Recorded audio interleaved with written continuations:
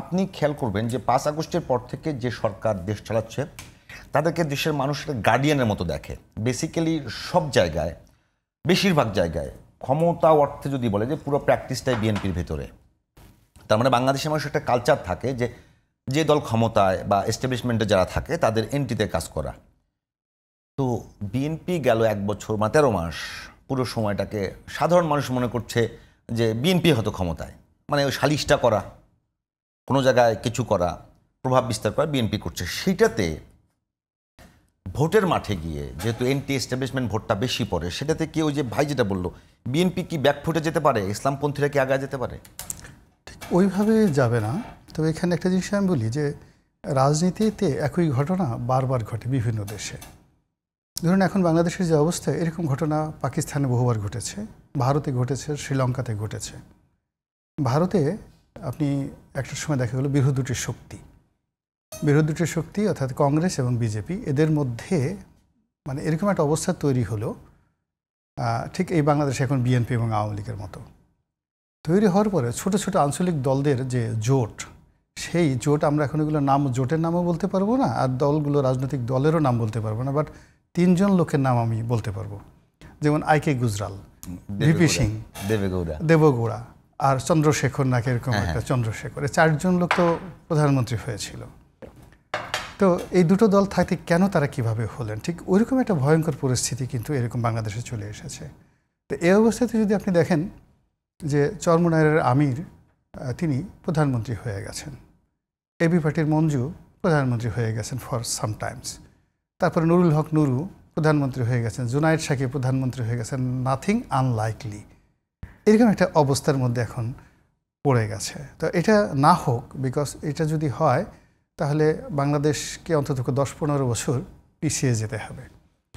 আমি যখন এখানে ঢুকলাম, ওয়াদুদ ভাই তো সম্মানিত মানুষ এবং তাকে সবাই কি পাহাড়ের ওয়াদুদ হিসেবে, পাহাড়ের কিং মনে করে, পাহাড়ের কিং মনে করে। তা আমি ঢুকে তার ফেজের দিকে তাকালাম, মুখের দিকে তাকালাম, দেখে বোঝার চেষ্টা করলাম যে তিনি আসলে কেমন আছেন।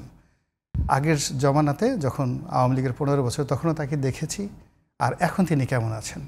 তো পরিস্থিতি যদি মানে খুব ভালো থাকতো, আমি তাকে যেভাবে দেখতাম, আমার কাছে আজকে মনে হয়নি যে এখন বিএনপি একছত্র আধিপত্য ক্ষমতা আসবে, হয়তো না, আমার কাছে আমি সে বলবে, বাট আমার কাছে দূর থেকে মনে হলো। এর কারণটা কি? কারণটা হলো যে গত 15টি বছর ধরে আওয়ামী লীগ জমানাতে সে যে লুকায়িত শক্তিগুলো আর যে বিপদগুলো পাহাড়ে সে অনুমান করতে পারেনি, যে তারই এলাকাতে অনেকগুলো গর্ত তৈরি হয়েছে, সেই গর্তের মধ্যে ওখানে একটা জঙ্গি সংগঠন আছে, ওখানে একটা অস্ত্রধারী গ্রুপ আছে, ওখানে একটা যাকে বলে একটা মৌলবাদী সংগঠন, যে তার জন্য বিপত্তি হতে পারে, এটা সে গত 15 বছর ধরে ভাবতে পারে, যেটা গত এই 14 মাস যাবৎ তাকে ভাবিয়ে তুলেছে।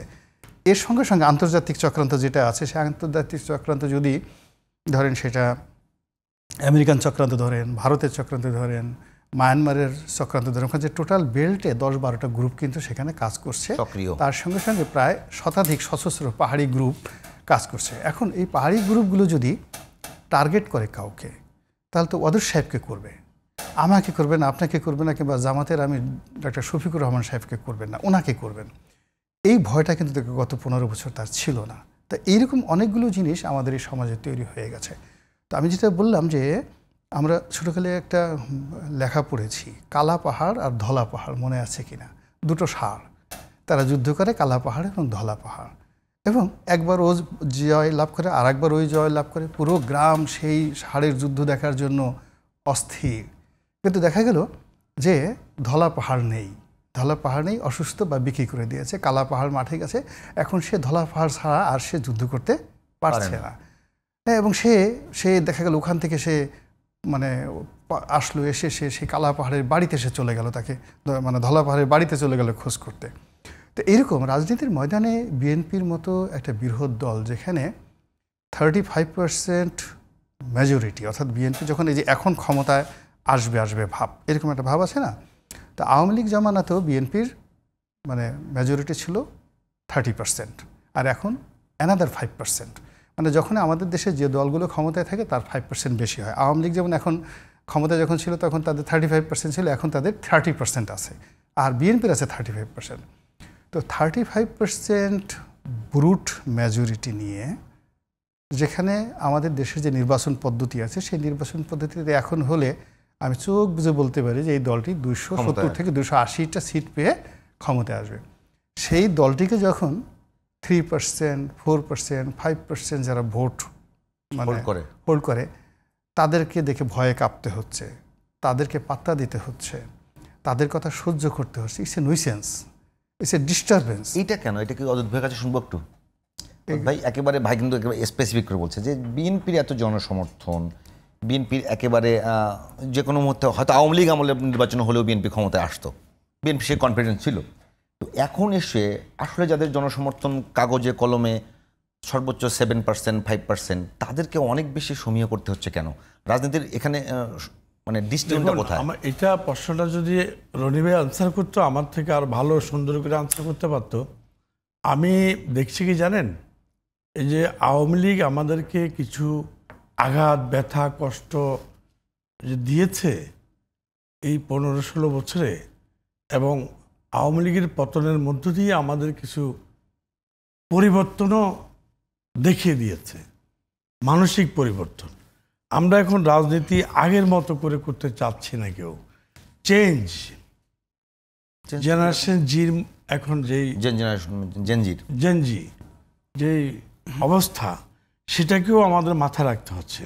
আমরা জেনজিকে এখন খুব প্রায়োরিটি দিচ্ছি, সম্মান করছি, স্নেহ করছি, কাউন্ট করছি। ঠিক তেমনিভাবে একটা ছোট দল আমরা জানি কত ভোট পাবে।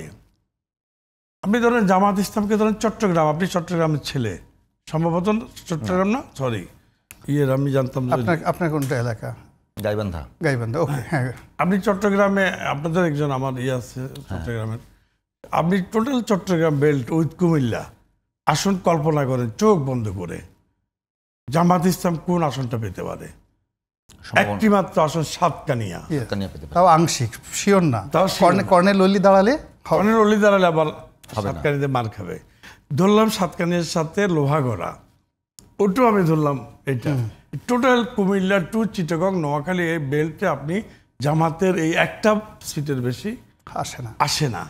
তাহলে ধরলাম তাদের যে হাইপ তুলেছে, আওয়াজ তুলেছে, এতে নাহলে আরেকটা সিট লোহাগড়ার থেকে আনলো তারা।